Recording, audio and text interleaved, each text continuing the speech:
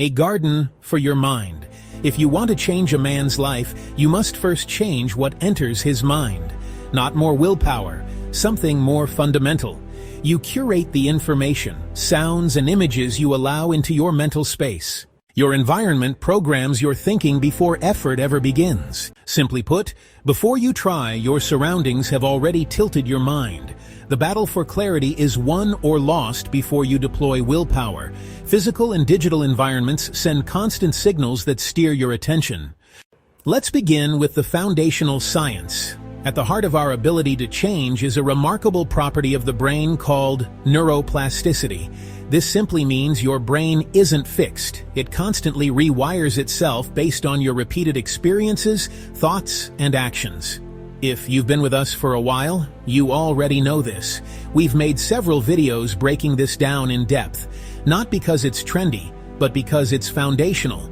This isn't just a metaphor, it's a physical reality. The connections between your brain cells, called synapses, literally strengthen or weaken based on what you do. The more you exercise a specific mental skill, the stronger that neural pathway becomes.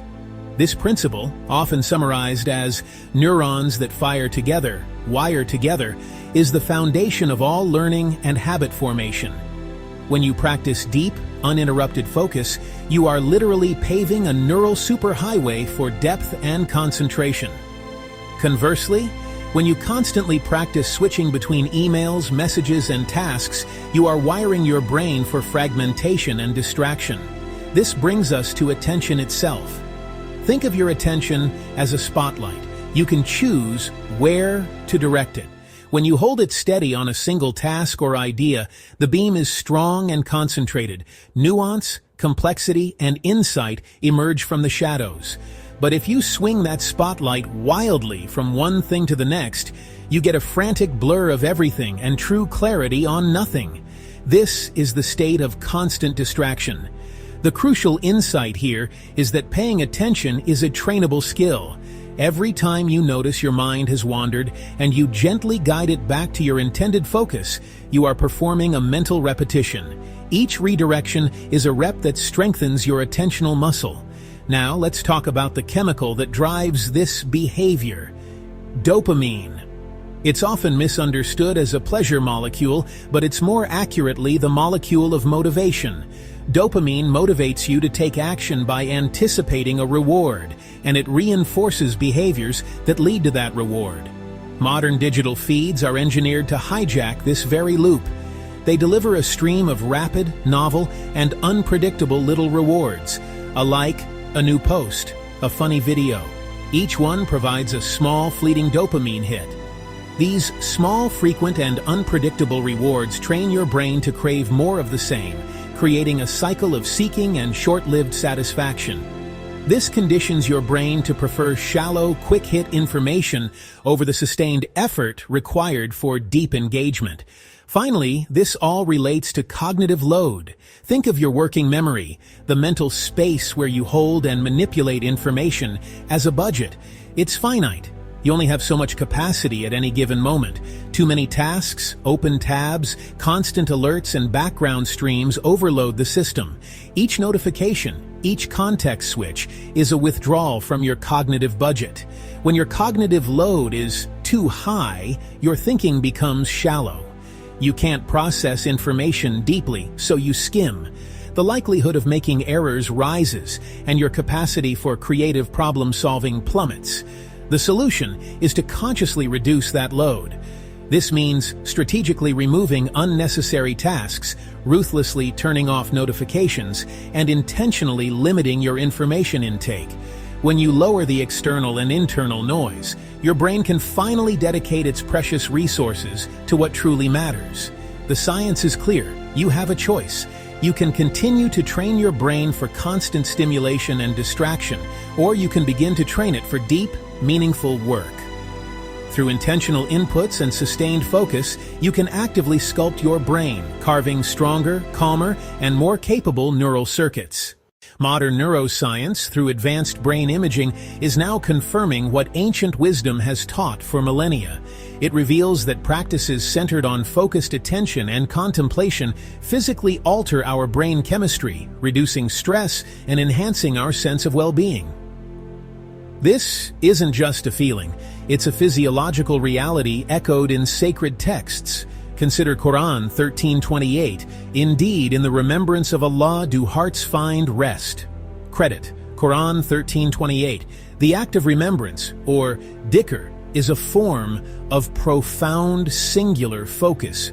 By directing our full attention toward the divine, we consciously disengage from the chaotic noise of daily life, settling the heart's restlessness. Similarly, we hear in Psalm 46:10, "Be still and know that I am God."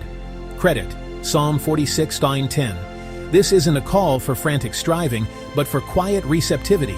The command to be still is the prerequisite to know. It suggests that true understanding and connection arise not from constant action, but from a state of peaceful surrender. Our human nature isn't built for the perpetual distraction of the modern world. Across faiths and centuries, stillness is presented as a timeless anchor for clarity, peace, and a deeper connection to the sacred. Small daily habits shape your destiny. Let's translate these principles into a practical 30-day reset. This isn't a quick fix. It's about systematically rebuilding your relationship with technology to serve your deepest goals. The first week is a digital detox. Turn off all non-essential notifications. Every buzz, ping, and banner that isn't a direct message from a human or a critical alert. Next, conduct an app audit. Identify and remove the apps you open on autopilot, the ones you tap out of boredom, not intention. Then, purge your digital inputs. Unsubscribe from low-value newsletters and unfollow social media accounts that aren't genuinely enriching. Curate your feeds to be a source of signal, not noise. Finally, for this first week, avoid short-form, infinite feeds. They are engineered to hijack your attention. When you stop, you will feel a pull, a sense of unease. Recognize this discomfort. It is a withdrawal symptom and a signal that you are freeing your attention from its cage. When prisoners regain freedom. As you create this new silence, a void will appear. It's crucial to fill that void with focused, high-quality inputs. In week 2, begin to introduce them. Read a chapter of a book daily, listen to a full-length interview, take a 20-minute walk without your phone, and dedicate 10 minutes each day to absolute silence. In week 3, we anchor these changes with rituals. Build simple morning and evening routines that happen without your phone. How you start and end your day determines the quality of everything in between. Before you check a single message, connect with your body and create a power-down ritual, shutting off all screens at least 1 hour before sleep. In week 4, we distill this plan into 4 daily pillars, non-negotiable commitments that protect your attention long after the 30 days are over. Pillar 1, 1 sacred hour of single tasking. This is your deep work block. Phone away, all unnecessary tabs closed. Give one important task your complete, undivided attention. Pillar 2, 1 session of intentional movement, a walk, a run, or a simple stretch. The key is no screens. Allow it to be a time for mental processing. Pillar 3, 1 session of high-quality input. Read a few pages, listen to a thoughtful lecture, or sit in quiet meditation. Feed your mind with substance. Pillar 4, honor your screen curfew. This is the guardian of your rest. Protecting this boundary is essential to restore your mind and build focus for the next day. To support these pillars, use tools that build guardrails. Use app blockers to defend your attention. Each morning, write down your top priorities. This act of clarification is half the battle. By following this path, you systematically reduce incoming noise and starve the cravings for distraction. You are not just removing the bad, you are actively cultivating the good, freeing your energy for what truly matters. Urges are waves. Notice, breathe, wait 5 minutes, they pass. Then, return your attention to the task at hand. Control your inputs. Master your life. Begin today. Don't wait for perfect conditions. Plant good seeds. Water them with small, consistent actions. Change what enters your mind and you will change your life. Gentlemen, RYM-HEYE, thank you for making it this far. Check out Masculine Code and subscribe. We make men better so our families thrive and society improves. Guard your inputs.